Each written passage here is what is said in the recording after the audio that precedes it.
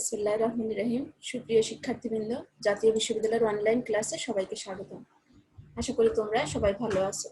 তোমরা জানো, করোনাকালীন এই সময়ে তোমাদের শিক্ষা কার্যক্রম চলমান রাখার স্বার্থে জাতীয় বিশ্ববিদ্যালয় অনলাইন ক্লাসের উদ্যোগ গ্রহণ করেছে। তোমাদের সাথে এই অনলাইন ক্লাসে সংযুক্ত হতে পেরে আমি খুবই আনন্দিত। আশা করি তোমরা সবাই মনোযোগ সহকারে আমার অনলাইন লেকচারগুলো অনুসরণ করছে এবং স্বাস্থ্যবিধি মেনে নিজেদের পড়াশোনা ভালোভাবে চালিয়ে যাচ্ছে। ধারাবাহিকভাবে তোমাদের সাথে রয়েছি আমি রহিমা খাতুন, প্রভাষক হিসাব বিজ্ঞান বিভাগ, সরকারি MM কলেজ, যশোর। তোমরা যারা জাতীয় বিশ্ববিদ্যালয়ের অধীনে মাস্টার্স প্রিলিমিনারি প্রোগ্রামে অধ্যয়নরত, তাদের বাজারজাতকরণ নীতিমালা কোর্সটির পাঠদান কার্যক্রম আমি পরিচালনা করছি। আজ তোমাদের সাথে রয়েছি 11 নম্বর লেকচার নিয়ে। আজকের লেকচারের শিরোনাম বাজারজাতকরণ প্রসার ও যোগাযোগ, যেটা 8ম অধ্যায়।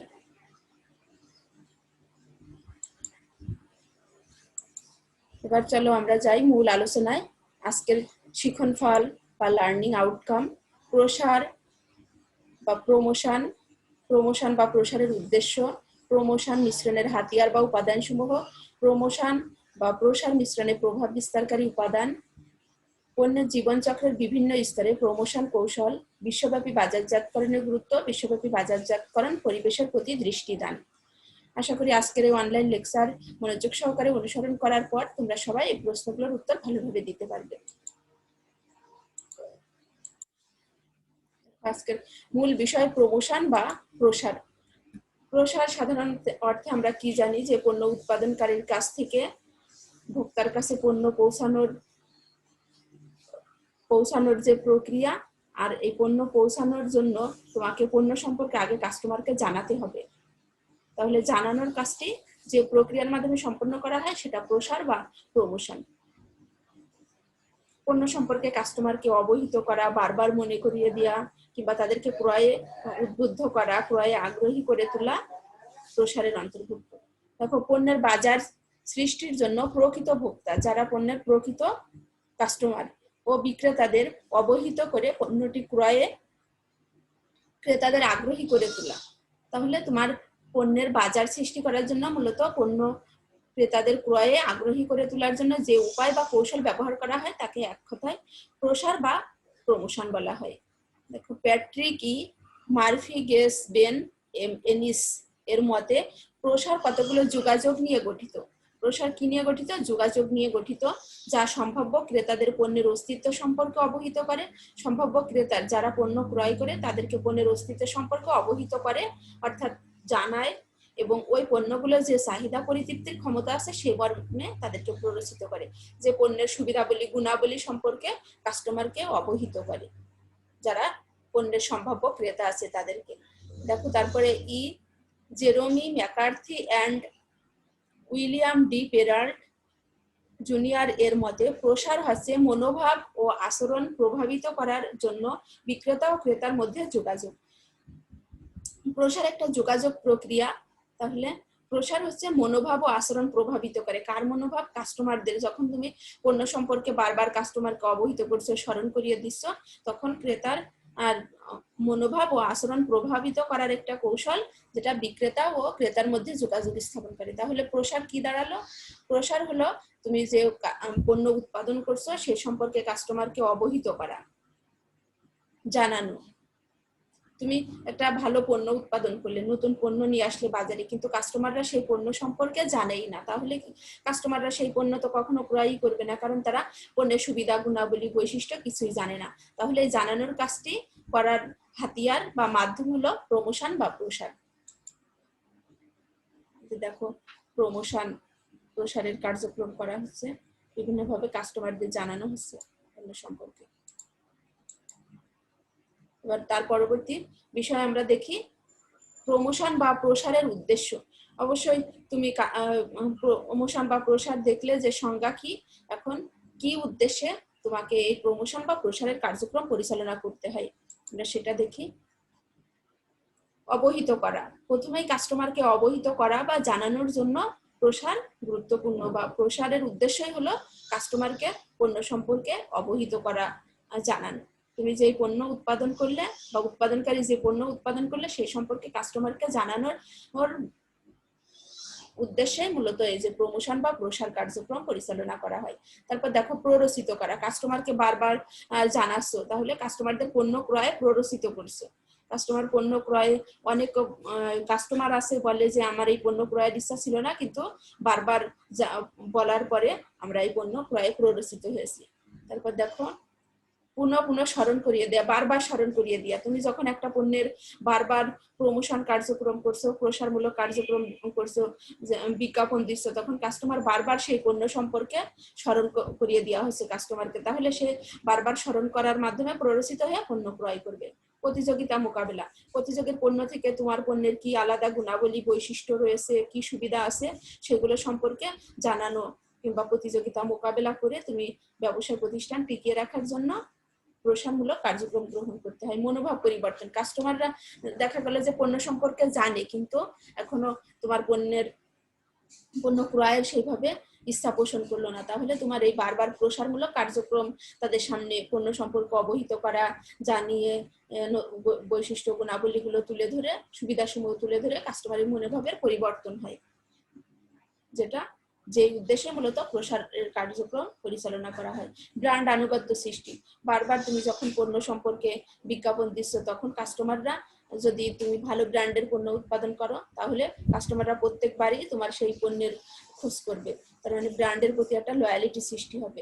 যখনই কাস্টমার সেই পণ্য ক্রয় করতে চাইবে, তখন তোমার ব্র্যান্ডের খোঁজ আগে নিবে, তোমার ব্র্যান্ডের প্রোডাক্ট আগে দেখবে।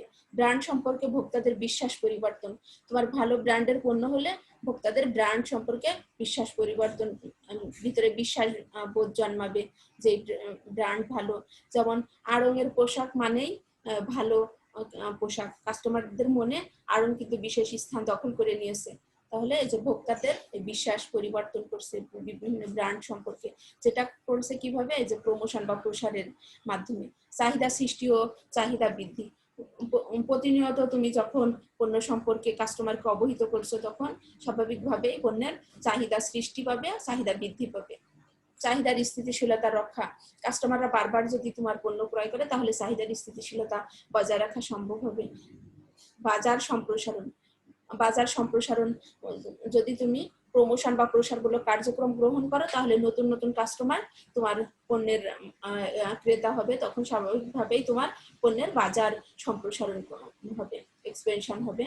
সুনাম সৃষ্টি, যখন কোনো প্রসারমূলক কার্যক্রম তুমি গ্রহণ করবে, তখন তোমার ভালো ব্র্যান্ডের পণ্য হলে প্রতিষ্ঠানের সুনাম সৃষ্টি হয়, গুডউইল সৃষ্টি হয়, তাহলে কাস্টমাররা বারবার তোমার প্রোডাক্ট চাইবে, যেটা যে উদ্দেশ্যে মূলত এই সুনাম সৃষ্টির উদ্দেশ্যেই মূলত প্রমোশন বা প্রসার কার্যক্রম পরিচালনা করা হয়। তাহলে এই সবগুলো উদ্দেশ্যকে সামনে রেখে প্রমোশন বা প্রসার কার্যক্রম পরিচালনা করা হয়।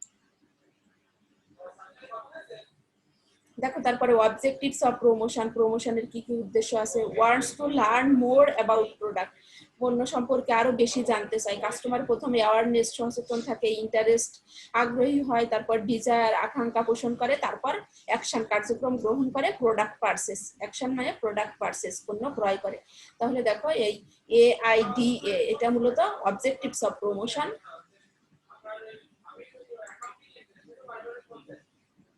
দেখো প্রমোশন অবজেক্টিভস, প্রোভাইডিং ইনফরমেশন, তথ্য সরবরাহ করে, প্রোডাক্ট ডিফারেন্সিয়েশন, অন্যদের পণ্য থেকে আলাদা পণ্য করে, ইনক্রিজ সেলস, বিক্রয় বৃদ্ধি পায়, স্টেবিলাইজ সেলস, সেলসের স্থিতিশীলতা রক্ষা করা যায়। তারপর দেখো এবার পরবর্তী বিষয়ে আসি আমরা। পরবর্তী বিষয় প্রমোশন মিশ্রণের হাতিয়ার বা উপাদান সমূহ। প্রমোশন, এতক্ষণ আমরা দেখলাম যে প্রমোশন সম্পর্কে, প্রমোশন কেন করতে হবে, প্রমোশন কি উদ্দেশ্যকে সামনে রেখে তুমি প্রমোশন কার্যক্রম পরিচালনা করবে। এখন দেখো প্রমোশন একটি কার্যক্রম যেটা সম্পর্কে কাস্টমারকে পণ্য সম্পর্কে কাস্টমারকে অবহিত করা হয় বা জানানো হয়। কারণ প্রমোশন একটা যোগাযোগ প্রক্রিয়া, যার মাধ্যমে পণ্যের বাজার সৃষ্টি করা যায় কিংবা পণ্যকে সামনের দিকে এগিয়ে নেওয়া যায়। আর মিশ্রণ হলো কতগুলো কার্যক্রম বা উপাদানের সমষ্টি। তাহলে প্রমোশন মিশ্রণ হলো এমন একটি যোগাযোগ প্রক্রিয়া, যার মাধ্যমে এই যে মিশ্রণ, প্রমোশন মিশ্রণের উপাদান হলো তোমার বিজ্ঞাপন, ব্যক্তিক বিক্রয়, বিক্রয় প্রসার, জনসংযোগ, এই মিশ্রণগুলোর মাধ্যমে কাস্টমারের সাথে যোগাযোগ স্থাপনটা হলো প্রমোশন মিশ্রণ। তাহলে প্রমোশন মিশ্রণের হাতিয়ার বা উপাদান সমূহ কি কি আমরা এখন দেখি। যে বিজ্ঞাপন, তোমরা সবাই জানো যে রেডিও, টেলিভিশন, পত্র পত্রিকায় পণ্য সম্পর্কে, পণ্য সেবা সম্পর্কে বিজ্ঞাপন দেওয়া হয়। তাহলে বিজ্ঞাপন জিনিসটা কি? যে বিজ্ঞাপন হলো কোনো পণ্য সম্পর্কে জানানোর জন্য, ক্রেতা সাধারণকে, জনসাধারণকে জানানোর জন্য যে শব্দমালা বা প্রতীক আমরা ব্যবহার করি সেটা হলো বিজ্ঞাপন। যেমন গ্রামীণফোন বিজ্ঞাপন দেয় যে দূরত্ব যতই হোক কাছে থাকুন, যে এটা তাদের একটা শব্দমালা অথবা একটা প্রতীক অথবা কিছু ছবি দিয়ে তারা বিজ্ঞাপন দিচ্ছে। এই যে প্রতীক বা শব্দমালাগুলো ইউজ করছে সেটা বিজ্ঞাপন।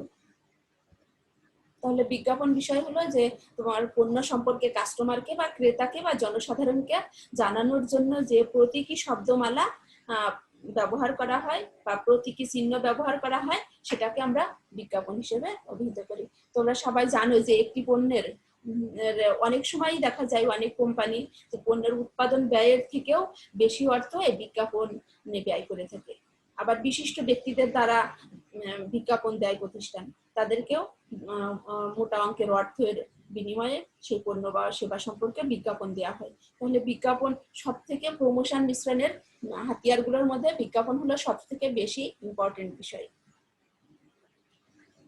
তারপরে দেখো ব্যক্তিক বিক্রয়। ব্যক্তিক বিক্রয় কিছু কিছু প্রোডাক্ট আছে যে ব্যক্তিক বিক্রয়ের মাধ্যমে বাজারজাতকরণ করতে হয়। ব্যক্তিক বিক্রয় হলো বিক্রয় কর্মী যখন সরাসরি কাস্টমারের কাছে যে পণ্য সম্পর্কে, পণ্যের বৈশিষ্ট্য, গুণাবলী, সুবিধাবলী কাস্টমারের কাছে তুলে ধরে, সেটা হলো ব্যক্তিক বিক্রয়ের উদাহরণ। তার মানে বিক্রয় কর্মীর মৌখিক যে উপস্থাপনা সেটাই হলো ব্যক্তিক বিক্রয় অন্তর্ভুক্ত। তোমরা জানো যে বিভিন্ন ব্যাংক, বেসরকারি ব্যাংকগুলো তাদের বিক্রয় কর্মী এর মাধ্যমে বাজার দখল করতে চায়। কাস্টমার তারা যারা লোন নিবে তাদের কাছে সরাসরি বিক্রয় কর্মী পাঠিয়ে তারা ব্যক্তিক বিক্রয়ের কার্যক্রম অংশগ্রহণ করে। তাহলে এই ব্যক্তিক বিক্রয় বিষয়টি হলো যে যখন তোমার প্রতিষ্ঠানের বিক্রয় কর্মী সরাসরি পণ্যের গুণাবলী, বৈশিষ্ট্য বা সুবিধাবলী সম্পর্কে সম্ভাব্য কাস্টমারকে অবহিত করে। তারপর দেখো জনসংযোগ, পাবলিক রিলেশনশিপ, যেটা জনসংযোগ, কাস্টমারদের সাথে জনসংযোগ সৃষ্টি করে বিভিন্ন সভা, আলোচনা, অনুষ্ঠানের মাধ্যমে তোমার পণ্য সম্পর্কে বা কোম্পানি সম্পর্কে পজিটিভ একটা ইমেজ তৈরি করে, যাতে প্রতিষ্ঠানের গুডউইল সৃষ্টি হয়। তাহলে কাস্টমাররা পণ্য সম্পর্কে একটা ভালো ধারণা পাবে বা প্রতিষ্ঠান সম্পর্কে একটা পজিটিভ ধারণা নিয়ে পণ্য ক্রয়ে আগ্রহী হবে। তোমরা জানো যে ব্র্যাক ব্যাংক বর্তমানে বেশ জনপ্রিয়। জনসংযোগ কার্যক্রমের মাধ্যমে মূলত তারা বাজারজাতকরণ কার্যক্রম পরিচালনা করে থাকে। 2000-এরও অধিক কর্মী আছে যারা পাবলিক রিলেশনশিপ অফিসার হিসেবে ব্র্যাক ব্যাংকে নিয়োজিত। তাদের মূল কাজ হলো, পাবলিক রিলেশনশিপস অফিসারের মূল কাজ হলো জনসাধারণের সাথে সম্পর্ক তৈরি করা। তাহলে জনসাধারণের সাথে সম্পর্ক তৈরি করে তাদের প্রোডাক্ট সম্পর্কে, তাদের কার্যসূচি সম্পর্কে জনগণকে অবহিত করে। তাহলে জনগণ সহজেই তাদের পণ্য কিংবা কার্যক্রম সম্পর্কে জানতে পারে এবং পজিটিভ একটা ইমেজ তৈরি হয় প্রতিষ্ঠান সম্পর্কে মানুষের মনে, তাহলে সহজেই বাজার দখল করতে পারে। তারপর দেখো বিক্রয় প্রসার। স্বল্পকালীন বিক্রয় বৃদ্ধির জন্য প্রতিষ্ঠান বিভিন্ন বিক্রয় প্রসারমূলক কার্যক্রম গ্রহণ করে। বিক্রয় প্রসার হলো যে স্বল্পকালীন যে উদ্দীপনার মাধ্যমে প্রতিষ্ঠান বিক্রয় কার্যক্রম বৃদ্ধি করতে চায়, সেটা হলো বিক্রয় প্রসার। ধরো তুমি 3 প্যাকেট যদি বিস্কিট ক্রয় করো, তার সাথে 1 প্যাকেট বিস্কিট ফ্রি, অথবা 3টি সাবান ক্রয় করলে 1টি সাবান ফ্রি। এটি তোমার এই যে বিক্রয় প্রসারের উদ্দেশ্যে এইগুলো দিয়ে থাকে। যেমন যে স্বপ্ন থেকে যদি 500 টাকার পণ্য ক্রয় করো তাহলে 2 কেজি আম ফ্রি, কিংবা একটি লুঙ্গির সাথে একটি রুমাল ফ্রি। যে স্বল্পকালীন বিশেষ সুবিধা দিয়ে বিক্রয় বৃদ্ধি করার প্রচেষ্টা চালানো হয়, সেটা বিক্রয় প্রসারের অন্তর্ভুক্ত। প্রত্যক্ষ বাজারজাতকরণ, সরাসরি বাজারজাতকরণ, যেক্ষেত্রে কোনো মধ্যস্থ কারবারি ব্যবহার না করে কাস্টমারের কাছে সরাসরি এসে পণ্য বিক্রয় করা হয়, সেটা প্রত্যক্ষ বাজারজাতকরণের অন্তর্ভুক্ত। তাহলে এই 5টি বিষয় তোমার প্রমোশন মিশ্রণের হাতিয়ার বা উপাদান। দেখো এলিমেন্টস অফ প্রমোশনাল মিক্স বাজারজাতকরণ, এই যে এই প্রমোশন মিক্সের উপাদান, প্রমোশন বা প্রসার মিক্সের উপাদান, বাজারজাতকরণের প্রমোশন বা প্রসার মিক্সের উপাদান, অ্যাডভার্টাইজিং, বিজ্ঞাপন, পার্সোনাল সেলিং, ব্যক্তিক বিক্রয়, পাবলিক রিলেশনস, জনসংযোগ, সেলস, প্রমোশন, বিক্রয় প্রসার, ডাইরেক্ট মার্কেটিং, সরাসরি বাজারজাতকরণ, প্রত্যক্ষ বাজারজাতকরণ।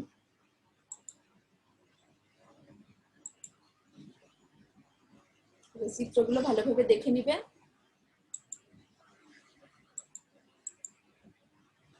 এবার আমরা আসি পরবর্তী বিষয়, যে প্রমোশন বা প্রসার মিশ্রণে প্রভাব বিস্তারকারী উপাদান। কি কি বিষয় বাজারজাতকরণের প্রমোশন বা প্রসার মিশ্রণে প্রভাব বিস্তার করে? যখন প্রমোশন বা প্রসার কার্যক্রম পরিচালনা করা হয় তখন কি কি বিষয় বা প্রভাব বিস্তার করে? দেখো, পণ্যের বাজার প্রকৃতি, পণ্যের বাজার প্রকৃতির উপরে পণ্যের যে প্রমোশন বা প্রসার আর মিশ্রণ প্রভাব বিস্তার করে। কিভাবে? দেখো, ভোগ্যপণ্যের বাজার প্রকৃতি একরকম হয়, শিল্পপণ্যের বাজারের প্রকৃতি আরেক রকম হয়। যখন তুমি কোনো ভোগ্যপণ্য বাজারজাতকরণ করবে তখন তোমাকে বিজ্ঞাপন দিয়ে শুরু করতে হবে। পণ্য সম্পর্কে কাস্টমারকে অবহিত করার জন্য কিংবা প্রসারমূলক কার্যক্রম পরিচালনা করার জন্য প্রথমেই তোমাকে বিজ্ঞাপন, ব্যক্তিক বিক্রয়, বিক্রয় প্রসার, জনসংযোগ এই কার্যক্রমগুলো সম্পন্ন করতে হয়। আবার যখন তুমি পণ্যের বাজার, শিল্প বাজারের অন্তর্ভুক্ত কিছু উৎপাদন করলে তখন তোমাকে প্রথমেই ব্যক্তিক বিক্রয়, তার মানে বিক্রয় কর্মীর মাধ্যমে যে বিক্রয়, সেটা বেশি ইম্পর্টেন্ট তোমার শিল্পপণ্য বাজারে, শিল্পের বাজারের ক্ষেত্রে।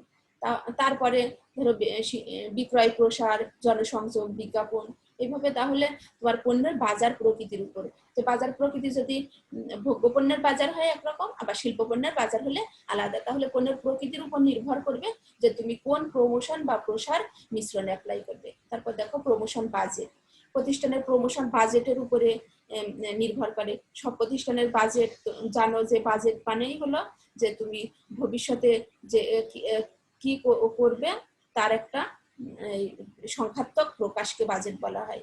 ভবিষ্যতে যেই অর্থ ব্যয় করবে, প্রমোশন কার্যক্রম পরিচালনার জন্য অবশ্যই অর্থ প্রয়োজন, আর সেই অর্থের যে আগাম একটা সংখ্যাত্মক পরিকল্পনাটা হলো বাজেট।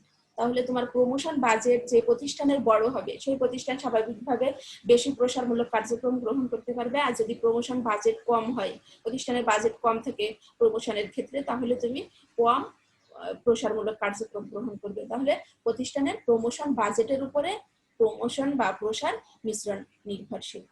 তারপর দেখো, পণ্যের জীবনচক্রের পর্যায়। পণ্যের জীবনচক্রের বিভিন্ন পর্যায় আছে, তোমরা জানো যে একটি পণ্য বাজারে প্রবেশ থেকে শুরু করে বাজার থেকে হারিয়ে যাওয়া বা বাজার থেকে তুলে নেওয়া পর্যন্ত বিভিন্ন স্তর অতিক্রম করে, বিভিন্ন পর্যায় অতিক্রম করে সেই পণ্য। তাহলে পণ্যের এই জীবনচক্রের স্তরকে 5টি ভাগে ভাগ করা যায়। এই 5টি ভাগে তোমার এই প্রমোশন বা প্রসার মিশ্রণ ভিন্ন ভিন্ন হয়ে থাকে। যেমন পণ্য উন্নয়ন স্তরে যখন পণ্য উৎপাদন করা হচ্ছে তখন সাধারণত কোনো বিজ্ঞাপন কিংবা প্রমোশন মিশ্রণের কোনো কার্যক্রম অ্যাপ্লাই করা হয় না কিংবা প্রয়োগ করা হয় না। তবে কিছু কিছু প্রতিষ্ঠান আছে যে কামিং সুন, আগাম বুকিং চলছে, এই ধরনের প্রসারমূলক কার্যক্রম গ্রহণ করে। তবে মূলত বাজারে পণ্যের জীবনচক্রের 4টি স্তরে বাজারজাতকরণের প্রমোশন বা প্রসার প্রভাব বিস্তার করে থাকে। কি কি বিষয় আমরা একটু দেখে আসি চিত্রে।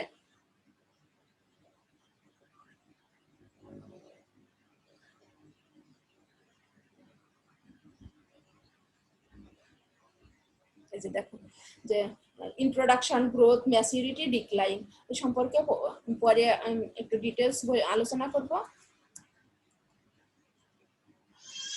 তাহলে দেখো, পণ্যের জীবনচক্রের বিভিন্ন পর্যায়।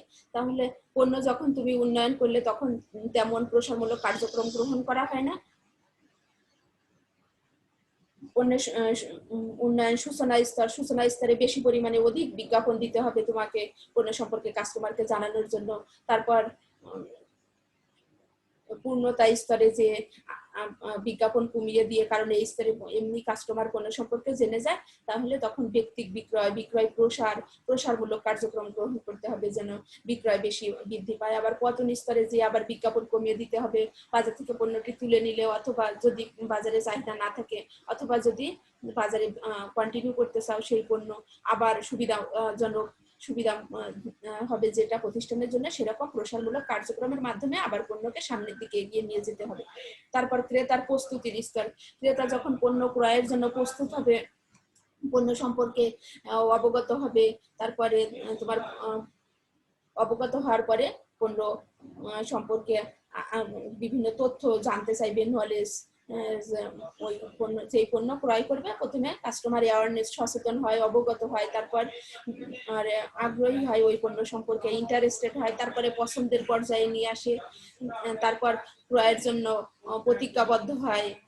প্রতিজ্ঞাবদ্ধ হয়ে ফাইনালি যে পণ্য ক্রয় করে। তাহলে ক্রেতার এই যে প্রস্তুতির যে স্তরগুলো আছে, এই স্তরগুলোয় প্রমোশন বা প্রসার মিশ্রণ ভিন্ন ভিন্ন হয়ে থাকে। যেমন যখন কাস্টমার পণ্য সম্পর্কে জানে না, অবগত হয়, অ্যাওয়ারনেস হয়, তখন তোমার এই যে বিজ্ঞাপন অ্যাপ্লাই করতে হয়। তারপর যখন কাস্টমার পণ্য সম্পর্কে জেনে যায়, তথ্য সংগ্রহের প্রয়োজন হয়, তখন আরো বিভিন্ন তথ্য দিয়ে তাকে, যেমন ব্যক্তিক বিক্রয়ের মাধ্যমে তাকে বিভিন্ন তথ্য দেয়া যায়। তাহলে এই এক একটা ক্রেতার প্রস্তুতির যে বিভিন্ন স্তরগুলো আছে, সেখানে এই প্রমোশন বা প্রসার মিশ্রণ ব্যাপকভাবে প্রভাব বিস্তার করে, কিংবা ভিন্ন ভিন্ন এই উপাদান অ্যাপ্লাই করতে হয় এখানে। তারপর ধাক্কা বনাম টানা কৌশল। ধাক্কা বনাম টানা কৌশল দেখো যে যখন কোনো প্রতিষ্ঠানের উৎপাদনকারী তার বন্টন প্রণালীর মাধ্যমে কাস্টমারকে পণ্য সম্পর্কে ক্রয়ে আগ্রহী হয়, মানে এখানে বন্টন প্রণালীকে অ্যাপ্লাই কাজে লাগিয়ে কিংবা বন্টন প্রণালীর দ্বারা কাস্টমারদের পণ্য ক্রয়ে উদ্বুদ্ধ করা হয় যে কৌশলে, তাকে বলা হয় ধাক্কা কৌশল। তাহলে বন্টন প্রণালীর সদস্যদেরকে এখানে প্রভাবিত করা হয়, প্রভাবিত করে তারা যেন কাস্টমারকে পণ্য ক্রয়ে আগ্রহী করে সেই বিষয়ে এখানে নজর দেওয়া হয়। অনেক কোম্পানি আছে যে বন্টন প্রণালীর সদস্যদের কমিশন বাড়িয়ে এই ধাক্কা কৌশল অ্যাপ্লাই করে থাকে বাজারজাতকারীর উপর, বাজারে কাস্টমারদের উপর। তাহলে বন্টন প্রণালীর সদস্যরা তখন কাস্টমারদের পণ্য ক্রয়ে আগ্রহী করে বিভিন্নভাবে বিভিন্ন কৌশল অ্যাপ্লাই করে বন্টন প্রণালীর সদস্যরা বিভিন্ন প্রসারমূলক কার্যক্রম গ্রহণ করে কাস্টমারদের পণ্য ক্রয়ে আগ্রহী করে। তারপর দেখো টানা কৌশল। টানা কৌশল হলো যখন পণ্য উৎপাদনকারী নিজেই বিভিন্ন কৌশল অ্যাপ্লাই করে পণ্যের মান বাড়িয়ে প্রমোশনমূলক কার্যক্রম গ্রহণ করে কাস্টমারকে পণ্য ক্রয়ে উদ্বুদ্ধ করে, সেটাকে বলা হয় টানা কৌশল। তাহলে টানা কৌশল তোমার মাধ্যমে উৎপাদনকারী সরাসরি বা নিজেই প্রমোশন বা প্রসারমূলক কার্যক্রম গ্রহণ করে পণ্য ক্রয়ে উদ্বুদ্ধ করে। তাহলে এই বিষয়গুলো প্রমোশন বা প্রসার মিশ্রণে প্রভাব বিস্তারকারী উপাদান।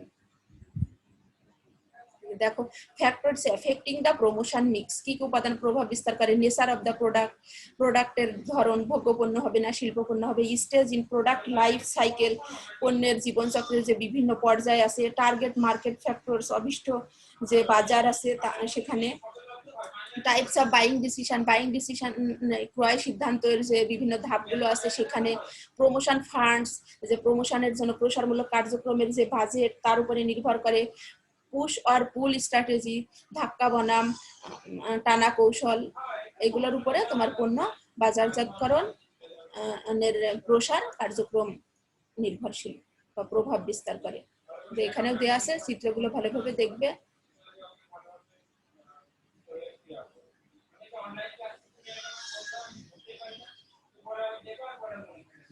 পণ্যের জীবনচক্রের বিভিন্ন স্তরে প্রমোশন কৌশল।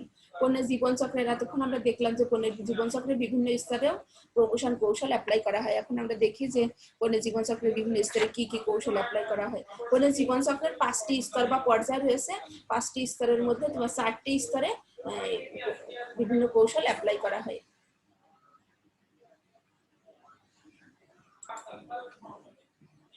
এবার দেখো যে পণ্যের জীবনচক্রের 5টি স্তর: পণ্য উন্নয়ন স্তর, সূচনা স্তর, প্রবৃদ্ধি স্তর, পূর্ণতা স্তর, পতন স্তর। পণ্য উন্নয়ন স্তরে সাধারণত তেমন প্রমোশন কৌশল অ্যাপ্লাই করা হয় না, আর সূচনা স্তর থেকে প্রমোশন কৌশল অ্যাপ্লাই করা শুরু হয়। সূচনা স্তরে পণ্য সম্পর্কে সবেমাত্র পণ্যটি বাজারে আসলো, তাহলে কাস্টমারকে বেশি বেশি পণ্য সম্পর্কে জানাতে হবে, অবহিত করতে হবে, বেশি বেশি বিজ্ঞাপনমূলক কার্যক্রম, বিক্রয় প্রসার কার্যক্রম, ব্যক্তিক বিক্রয়, জনসংযোগ, এগুলোর মাধ্যমে সূচনা স্তরে প্রমোশন কৌশল অ্যাপ্লাই করা হয় এইভাবে, এই স্ট্র্যাটেজি ফলো করে। তারপর দেখো প্রবৃদ্ধি স্তর। প্রবৃদ্ধি স্তরে আবার পণ্য সম্পর্কে কাস্টমাররা অলরেডি জেনে যায়, জানার পরে তাহলে বিজ্ঞাপন কমিয়ে দিয়ে বিক্রয় প্রসার, ব্যক্তিক বিক্রয়, জনসংযোগ, এগুলোর মাধ্যমে বেশি বিক্রয়ের চেষ্টা করা হয় এই পণ্য। তারপর দেখো পূর্ণতা স্তর। পূর্ণতা স্তরে পণ্য বিক্রয় সর্বোচ্চ স্তরে পৌঁছে যায়, এক্ষেত্রে কম বিজ্ঞাপন দিয়ে বিভিন্ন ধরনের বিক্রয় প্রসারমূলক কার্যক্রম, ব্যক্তিক বিক্রয়, জনসংযোগ, এই কার্যক্রমগুলো, এই স্ট্র্যাটেজিগুলো ফলো করে পূর্ণতা স্তরে পণ্য সম্পর্কে বাজারজাতকরণ করা সম্ভব হয়। তারপর দেখো পতন স্তরে। পতন স্তরে আবার কাস্টমাররা পণ্যটা ভুলে যেতে বসেছে, যদি বাজারে কোনো চাহিদা না থাকে তাহলে বাজার থেকে উঠিয়ে নেওয়া যায়, ব্যবস্থাপক উঠিয়ে নিতে পারে, অথবা যদি কন্টিনিউ করতে চায় তাহলে আবার বিজ্ঞাপনের মাধ্যমে কাস্টমারকে বারবার স্মরণ করিয়ে দিবে। তারপর বিভিন্ন প্রসারমূলক কার্যক্রম, ব্যক্তিক বিক্রয়, বিক্রয় প্রসার, জনসংযোগের মাধ্যমে আবার তোমার পণ্য সম্পর্কে কাস্টমারকে অবহিত করবে। এই কৌশলগুলো, এই যে প্রমোশন কৌশল, এই যে বিভিন্ন স্তরে পণ্যের জীবনচক্রের বিভিন্ন স্তরে বিভিন্নভাবে অ্যাপ্লাই করা হয়। যে দেখো এখানে একটা চিত্রের মাধ্যমে ইন্ট্রোডাকশন, পণ্যের যখন সূচনা হয়, গ্রোথ, পণ্যের প্রবৃদ্ধি, ম্যাচুরিটি, পূর্ণতা, ডিক্লাইন, পতন স্তরে দেখো সূচনা স্তরে টু ইনফর্ম, পণ্য সম্পর্কে জানানো হয়, গ্রোথ প্রবৃদ্ধি স্তরে টু পারসিড, পণ্য ক্রয়ে প্ররোচিত করা হয়, ম্যাচুরিটি বারবার স্মরণ করিয়ে দেওয়া হয় পণ্য সম্পর্কে। এখানে দেখো এই যে টু ইনফর্ম, পণ্য সম্পর্কে জানানোর জন্য পাবলিসিটি ইন ভেটেরিনারি, বেশি বেশি পর্যায়ে পাবলিসিটি করা হয়, পণ্য সম্পর্কে প্ররোচিত করা হয়, কাস্টমারদের জানানো হয় বিভিন্ন ম্যাগাজিনের মাধ্যমে, এই অ্যাডভার্টাইজিং, বিজ্ঞাপন বেশি দেওয়া হয়, sales force calling, sales promotion, inform of free samples, বিভিন্ন ফ্রি স্যাম্পলের মাধ্যমেও তোমার পণ্য সম্পর্কে কাস্টমারদের ইনফর্ম করা হয়, অবহিত করা বা জানানো।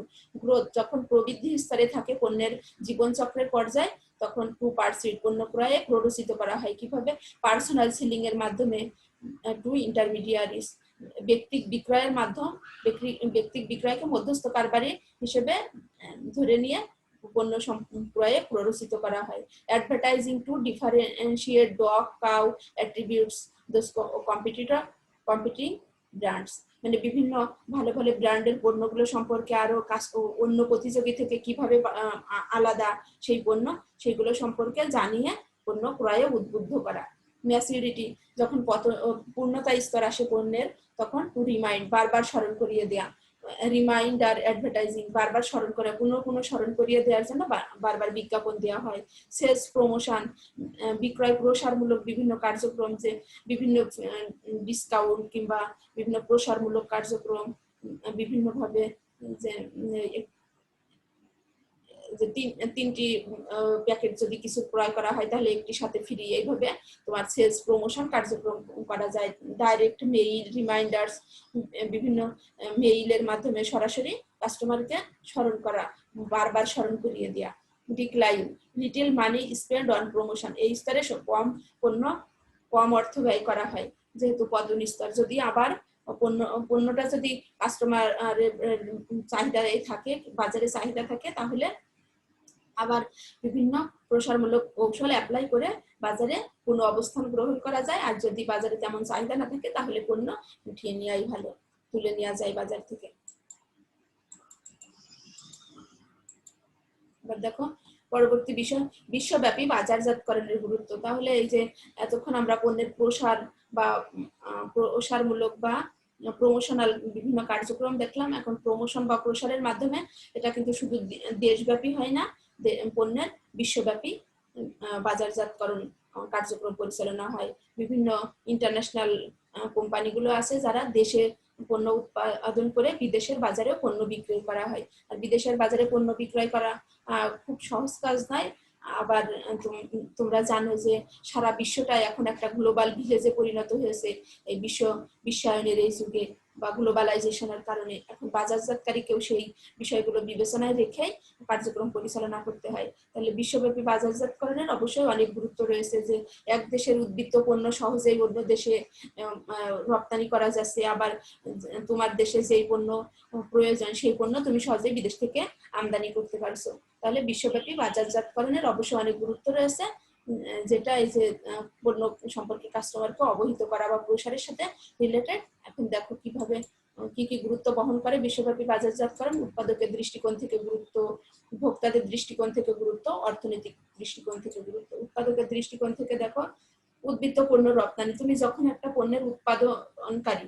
তখন তোমার উদ্বৃত্ত পণ্য দেশের বাজারে থেকেও তুমি বেশি পণ্য উৎপাদন করলে, দেশের বাজারে যা চাহিদা আছে তার থেকে, তাহলে তোমার যে উদ্বৃত্ত পণ্য থাকলো সেটা তুমি বিদেশের বাজারে রপ্তানি করতে পারবে।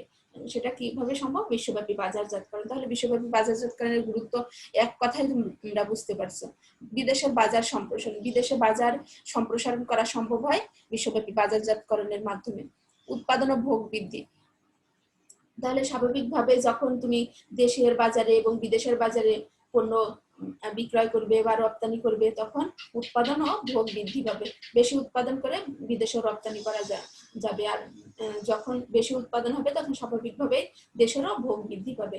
উৎপাদন ব্যয় হ্রাস। একটি প্রতিষ্ঠান যখন তার 100% ক্যাপাসিটিকে কাজে লাগিয়ে পণ্য উৎপাদন করে তখন উৎপাদন ব্যয় হ্রাস পায়। আমরা অলরেডি আগের ক্লাসে একটা চিত্রের মাধ্যমেও দেখেছি যে যখন বেশি ক্যাপাসিটিকে কাজে লাগিয়ে পণ্য উৎপাদন করা হয় তখন উৎপাদনের একক প্রতি ব্যয়ও কম হয়। তাহলে উৎপাদন ব্যয় হ্রাস পায়। অল্প পরিমাণ অর্থ ব্যয় করেও অনেক বেশি পণ্য উৎপাদন করা সম্ভব হয় উৎপাদকের জন্য, যেটা লাভের, আবার কাস্টমারের জন্য লাভের। ব্যবসায়িক ঝুঁকি হ্রাস। বিভিন্ন ঝুঁকি থাকে। দেশের বাজারে ওই পণ্যের চাহিদা না থাকলেও বিদেশের বাজারে ওই পণ্যের বেশি চাহিদা থাকতে পারে, তাহলে ব্যবসায়িক ঝুঁকি হ্রাস পায়। উদ্যোক্তাদের দক্ষতা বৃদ্ধি পায়। উদ্যোক্তারা নিত্য নতুন বৈচিত্র্যময় পণ্য উৎপাদন করতে পারে বিশ্বব্যাপী যদি বাজারজাতকরণের সুযোগ থাকে। তাহলে এগুলো হলো উৎপাদকের দৃষ্টিকোণ থেকে গুরুত্ব। তারপর দেখো ভোক্তাদের দৃষ্টিকোণ থেকে গুরুত্ব। ভোক্তারা কি কি সুবিধা পায় কিংবা কি গুরুত্ব ভোগ করতে পারে, গুরুত্বপূর্ণ সুবিধাগুলো ভোগ করে। দেখো বিশ্বব্যাপী বাজারজাতকরণের কারণে অনুৎপাদিত দ্রব্য ভোগ। দেশে যেসব দ্রব্য উৎপাদন হয় না, উৎপাদন সম্ভব হয় না, সেইগুলো ভোগ করতে পারে কাস্টমাররা। মানে দেশে অনুৎপাদনশীল দ্রব্য ভোগ করতে পারে কাস্টমাররা কিসের মাধ্যমে? বিশ্বব্যাপী বাজারজাতকরণের মাধ্যমে। বিদেশ থেকে আমদানি করা হচ্ছে, বিদেশ থেকে আমদানি করে অনুৎপাদিত দ্রব্য কাস্টমাররা ভোগ করতে পারে। স্বল্প মূল্যে দ্রব্য ভোগ। যখন দেশ কিংবা উৎপাদক বেশি ক্যাপাসিটিকে কাজে লাগিয়ে উৎপাদন করছে পণ্য, তখন উৎপাদন ব্যয় যেভাবে হ্রাস পাচ্ছে, কাস্টমাররাও স্বল্প মূল্যে পণ্য ভোগ করতে পারছে। যেহেতু উৎপাদনশীল এই প্রতিযোগিতার এই যুগে তুমি দ্রব্যের মূল্য বেশি নির্ধারণ করলেই তো আর তোমার পণ্য বিক্রি হবে না। তাহলে কাস্টমাররা স্বল্প মূল্যে সহজে পণ্য ভোগ করতে পারে। কিভাবে? এই বিশ্বব্যাপী বাজারজাতকরণের মাধ্যমে। বৈচিত্র্যময় পণ্য ভোগ। বিভিন্ন বৈচিত্র্যমূলক পণ্য ভোগ করতে পারে যে উদ্যোক্তারা কিন্তু বসে নাই, নিত্য নতুন পণ্য উদ্ভাবন করছে, নতুন নতুন বৈশিষ্ট্য সংযোজন করছে পণ্যের, নতুন নতুন গুণাবলী। তাহলে কাস্টমাররা নিত্য নতুন বৈচিত্র্যময় পণ্য ভোগ করতে পারছে বিশ্বব্যাপী বাজারজাতকরণের কারণে। নতুন পণ্য ভোগ, যে নতুন নতুন পণ্য উদ্ভাবন আছে, তাহলে পণ্যগুলো ভোগ করা সম্ভব হচ্ছে বিশ্বব্যাপী বাজারজাতকরণে। তাহলে ভোক্তার সন্তুষ্টি বৃদ্ধি।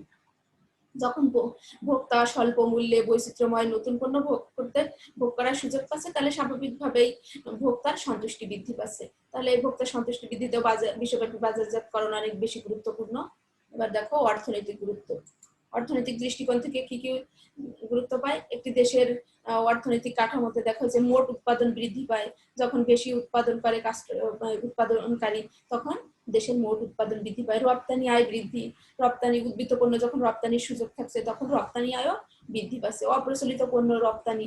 দেশের বাজারে যেগুলো প্রচলিত নয় সেসব পণ্য বিদেশে রপ্তানি করে অপ্রচলিত পণ্য রপ্তানি আয় করে দেশের অর্থনৈতিক উন্নয়ন সম্ভব হচ্ছে। অত্যাবশ্যক পণ্য আমদানি, যেগুলো এসেনশিয়াল। যেমন তোমরা জানো যে আমাদের দেশের পেঁয়াজের উৎপাদন কম, যার কারণে বিদেশ থেকে আমাদের আমদানি করতে হয়। বিদেশ থেকে আমদানি করে আমরা কিন্তু ভোগ করতে পারছি। কিভাবে সেটা করছি? যে বিশ্বব্যাপী বাজারজাতকরণ। মাধ্যমে আমরা এই পেঁয়াজ বিদেশ থেকে আমদানি করে ভোগ করতে পারি, যেহেতু পেঁয়াজ আমাদের একটা অত্যাবশ্যক পণ্য। তারপর দেখো কর্মসংস্থানের সুযোগ, এই যে বিদেশে সারা বিশ্বব্যাপী বাজারজাতকরণ কার্যক্রম পরিচালনা করা হচ্ছে, তাহলে বিপুল পরিমাণ মানুষের কর্মসংস্থানের সুযোগ হচ্ছে। এই সবগুলো অর্থনৈতিক গুরুত্ব। তাহলে বিশ্বব্যাপী বাজারজাতকরণের গুরুত্ব নিশ্চয়ই বুঝতে পারছো। এখন দেখো বিশ্বব্যাপী বাজারজাতকরণ কার্যক্রম পরিচালনার সময় কিছু সুবিধা অসুবিধা সব ফেস করতে হয়। তাহলে বিশ্বব্যাপী বাজারজাতকরণ পরিবেশের প্রতি কিভাবে দৃষ্টিদান করতে হবে, দেখো 4 ভাগে ভাগ করা যায়। বিশ্বব্যাপী ব্যবসায় পদ্ধতি, বিশ্বব্যাপী বিভিন্ন ব্যবসায় পদ্ধতিগুলো দেখতে হবে, অর্থনৈতিক পরিবেশ যাচাই করে তারপর বিশ্বব্যাপী বাজারজাতকরণ করতে হবে, রাজনৈতিক ও আইনগত পরিবেশ আর সাংস্কৃতিক পরিবেশ। এখন দেখো বিশ্বব্যাপী ব্যবসায় পদ্ধতির মধ্যে দেখো শুল্ক। তোমরা জানো যে পণ্য যখন আমদানি রপ্তানি করা হয় তখন শুল্ক ধার্য করা হয়। আমদানির ক্ষেত্রে আমদানি শুল্ক, পণ্য রপ্তানির ক্ষেত্রে রপ্তানি শুল্ক। এগুলো তোমাকে যখন পণ্য তোমার যে দেশে বেশি প্রয়োজন পণ্য, যে আমদানি শুল্ক কমিয়ে দেওয়া হলো। যখন রপ্তানি করা হয়, রপ্তানি বাড়ানোর জন্য রপ্তানি শুল্ক কমিয়ে বাড়িয়ে সে পণ্য বেশি রপ্তানি করা যায়। কোটা, সাধারণত আমদানির ক্ষেত্রে কোটা অ্যাপ্লাই করা হয় যে এই এত পরিমাণ অর্থের বেশি পণ্য দেশে আমদানি করা যাবে না। তাহলে বিশ্বব্যাপী ব্যবসায় পদ্ধতি। তারপর দেখো সরকারি বা বাণিজ্যিক বিভিন্ন নিষেধাজ্ঞা থাকে বা বিনিময় নিয়ন্ত্রণ আছে। তারপর শুল্কবিহীন ব্যবসায় প্রতিবন্ধকতা, শুল্কবিহীনও বিভিন্ন প্রতিবন্ধকতা থাকে। আর এই প্রতিবন্ধকতাগুলো এই যে বিভিন্ন সমস্যা সুবিধা এই অসুবিধাগুলো ফেস করে সময়ে সময়ে বিভিন্ন সংস্থা বা জোট গঠিত হয়েছে। বিশ্ব বাণিজ্য সংস্থা, তোমরা জানো যে ওয়ার্ল্ড ট্রেড অর্গানাইজেশন, যেটা বাণিজ্যের ক্ষেত্রে এই আন্তর্জাতিক বা বিশ্বব্যাপী বাজারজাতকরণের ক্ষেত্রে বিভিন্ন রকম সমস্যা বা অসুবিধাগুলো দূর করার জন্য এই বিশ্ব বাণিজ্য সংস্থার উদ্ভাবন হয়। তারপর GATT, general agreement on tariffs and trade, এটাও তোমার এই যে বিশ্বব্যাপী বাজারজাতকরণের সময়, বিশ্বব্যাপী ব্যবসায় পরিচালনার সময় এই বিভিন্ন অসুবিধা বা প্রতিবন্ধকতাগুলো দূর করার জন্য গ্যাট এর জন্ম। তারপর আঞ্চলিক বাণিজ্য, ইউরোপিয়ান ইউনিয়ন, আমেরিকান মুক্ত বাণিজ্য, উত্তর আমেরিকার মুক্ত বাণিজ্য চুক্তি, দক্ষিণ পূর্ব এশিয়ার দেশসমূহের সংস্থা, দক্ষিণ এশিয়ার অগ্রাধিকার ভিত্তিক বাণিজ্যিক চুক্তি, অ্যাপেক, এই সবগুলো তোমার বিভিন্ন সংস্থা বা সংগঠন। এরা কি কাজ করে, বিশ্বব্যাপী বাজারজাতকরণের বিভিন্ন প্রতিবন্ধকতা বা অসুবিধাগুলো দূর করে। তারপর দেখো অর্থনৈতিক পরিবেশ, অর্থনৈতিক পরিবেশের ভিতরে শিল্প অবকাঠামো, শিল্পের অবকাঠামো যদি একটি দেশের দরিদ্র অর্থনীতি থাকে তাহলে এই যে বাজারজাতকরণ কার্যক্রম বাড়ানোর জন্য সে আরো অর্থনীতি ডেভেলপ করতে হবে, শিল্পের উন্নয়ন করতে হবে। শিল্পের অগ্রসরমান যে সব দেশগুলো, অনেক দেশই বর্তমানে অর্থনীতিতে দ্রুত অগ্রসরমান হচ্ছে শিল্পের অগ্রসরমানতার কারণে। তারপর শিল্প উন্নত অর্থনীতি, জানো যে জাপান এত উন্নত হওয়ার কারণ হলো শিল্প উন্নত তাদের অর্থনীতি। তারপর কাঁচামাল রপ্তানির অর্থনীতি, এগুলো শিল্পের অবকাঠামোর অন্তর্ভুক্ত। আয় বন্টন প্রক্রিয়া, আয় বন্টন কিভাবে করবে, সবগুলো বিষয় অর্থনৈতিক পরিবেশের অন্তর্ভুক্ত। তারপর দেখো রাজনৈতিক ও আইনগত পরিবেশ, রাজনৈতিক এবং আইনত সরকারি বিভিন্ন বিধিনিষেধ থাকবে। আন্তর্জাতিক ক্রয়ের প্রতি মনোভাব কেমন থাকবে, অনেক দেশে আন্তর্জাতিক ক্রয়ের প্রতি আগ্রহী না। আবার সরকারি বিভিন্ন আমলাতান্ত্রিক জটিলতা থাকে। রাজনৈতিক অস্থিতিশীল হলে দেশের একরকম বাজারজাতকরণ কার্যক্রম হবে, আবার স্থিতিশীল হলে একরকম কার্যক্রম হবে। আর্থিক আইন, বিভিন্ন আর্থিক আইনের সমস্যা কিংবা সুবিধা ফেস করবে। এগুলো ফেস করেই তোমাকে বিশ্বব্যাপী বাজারজাতকরণ কার্যক্রম পরিচালনা করতে হয়। সাংস্কৃতিক পরিবেশ, বাজারজাতকরণের কৌশলের উপর সংস্কৃতির প্রভাব, আবার সংস্কৃতির উপর বাজারজাতকরণের কৌশলের প্রভাব। তোমরা জানো যে আমরা সাধারণত ইন্ডিয়ান সংস্কৃতিকে ফলো করি, যে ইন্ডিয়ান নায়ক নায়িকাদের কে আমরা ফলো করার চেষ্টা করি যে তাদের মতো হবো। আবার ইন্ডিয়ারা দেখা গেল যে আমেরিকার সংস্কৃতি ফলো করে। এটা হলো যে সাংস্কৃতিক পরিবেশের বিশ্বব্যাপী বাজারজাতকরণের প্রতি দৃষ্টিদানের অন্তর্ভুক্ত। বিষয়গুলো আরো ভালোভাবে দেখবে। বিশ্বব্যাপী বাজারজাতকরণের কারণেই কিন্তু আজকে এক দেশের পণ্য আরেক দেশে সহজেই রপ্তানি করা সম্ভব হচ্ছে। জানো আমাদের দেশের পোশাক শিল্প বড় একটি স্থান দখল করে আছে। তাহলে আবার যখন মার্কিন যুক্তরাষ্ট্র আমাদের দেশের তৈরি পোশাক ক্রয় করে তখন মেড ইন বাংলাদেশ লেখাটা দেখে নেয়। তাহলে এখানে বুঝতেই পারছো যে বিশ্বব্যাপী বাজারজাতকরণের কারণেই কিন্তু আমাদের দেশ সম্পর্কে একটা পরিস্থিতি গড়ে উঠেছে বাইরের দেশে। এবারে যে তোমাদের জন্য অনুশীলন দেওয়া আছে, এতক্ষণ এই যে অনলাইন লেকচার আর মনোযোগ সহকারে শুনলে এখান থেকে এই যে সবগুলো প্রশ্নের উত্তর ভালোভাবে দিতে পারবে আশা করি। যে প্রমোশন বা প্রসারের উদ্দেশ্য, প্রমোশনের সংজ্ঞা, হাতিয়ার, প্রভাব বিস্তারকারী উপাদান, জীবনচক্রের বিভিন্ন স্তর, এগুলো বাসায় বেশি বেশি অনুশীলন করবে। এতক্ষণ আমার সাথে থাকার জন্য ধন্যবাদ সবাইকে। আর এই যে তথ্যসূত্র ওগুলো একটু ভালোভাবে দেখবে। ধন্যবাদ সবাইকে। পরবর্তী ক্লাসে কথা হবে ইনশাল্লাহ। স্বাস্থ্যবিধি মেনে নিজেদের পড়াশোনা ভালোভাবে চালিয়ে যাও।